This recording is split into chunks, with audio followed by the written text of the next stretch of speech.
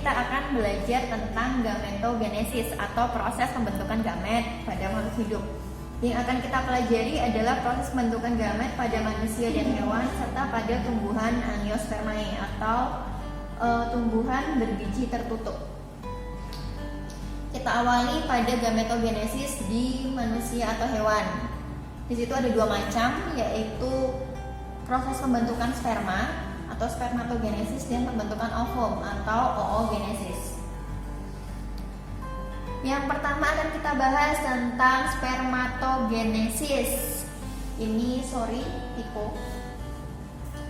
Di spermatogenesis diawali oleh spermatogonium, dia sifatnya diploid, membelah secara mitosis, menghasilkan spermatosit primer yang juga diploid.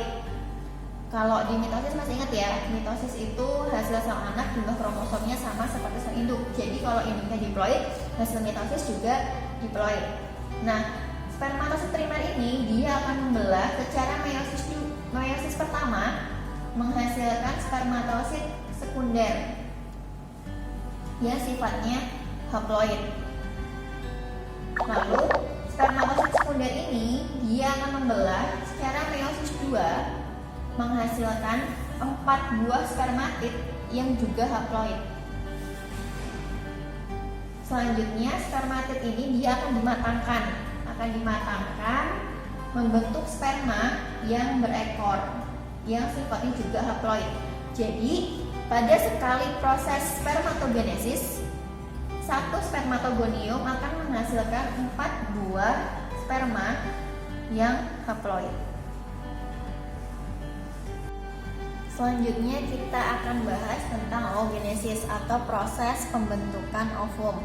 Berbeda dengan spermatogenesis yang baru mulai terbentuk ketika seseorang masuk ke usia pubertas, kalau di oogenesis atau pembentukan ovum ini sebenarnya sudah dimulai sejak seorang wanita masih di dalam kandungan atau masih dalam bentuk janin.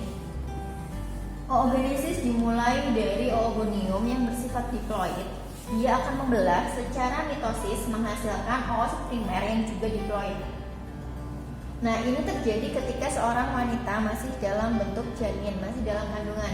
Kemudian dia akan dorman. Baru setelah seseorang itu masuk ke usia pubertas, oosit primer, dia akan mengalami pembelahan meiosis pertama, membentuk oosit sekunder dan badan polar. Pembelahan oosit primer itu tidak terjadi rata, jadi pembelahannya tidak sama.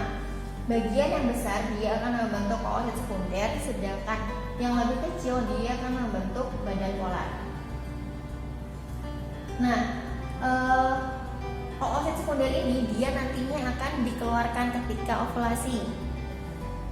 Apabila terjadi fertilisasi, oosit sekunder ini dia akan melanjutkan pembelahan meiosis 2, membentuk ovum dan badan polar.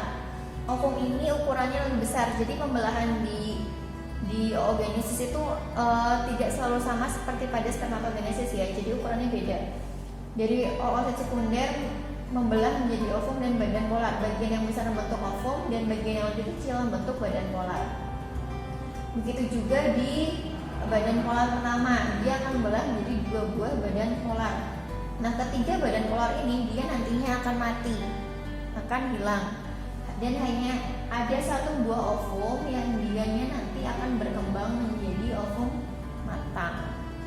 Itu perbedaan dari oogenesis dan spermatogenesis. Kalau di spermatogenesis tadi satu spermatogonium menghasilkan 4 buah sperma. Kalau di oogenesis, 1 buah oogonium hanya menghasilkan 1 buah telur atau ovum yang matang.